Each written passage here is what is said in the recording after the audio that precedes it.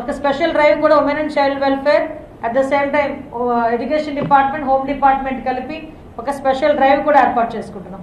ఆ స్పెషల్ డ్రైవ్లోని కూడా ఈ గాంజా గురించి చెప్పడం ఒక ఎత్తు, ఈ చైల్డ్ అబ్యూజింగ్స్ మీద, ఈ పోక్సో యాక్ట్ మీద కూడా వాళ్ళకి ఒక అవగాహన కలగాలి. ఇప్పుడు ఫర్ ఎగ్జాంపుల్ చాలామంది ఏమనుకుంటారంటే మైనర్ గర్ల్ తీసుకెళ్ళిన తర్వాత ఎవరు తీసుకెళ్తున్నాడో వాడి మీద కూడా పోక్సో యాక్ట్ ఉంటుంది. చిన్న మైనర్ గర్ల్, మైనర్ బాయ్ అయినా కూడా పోక్సో యాక్ట్ దానికి ఇంప్లిమెంట్ అవుతుంది.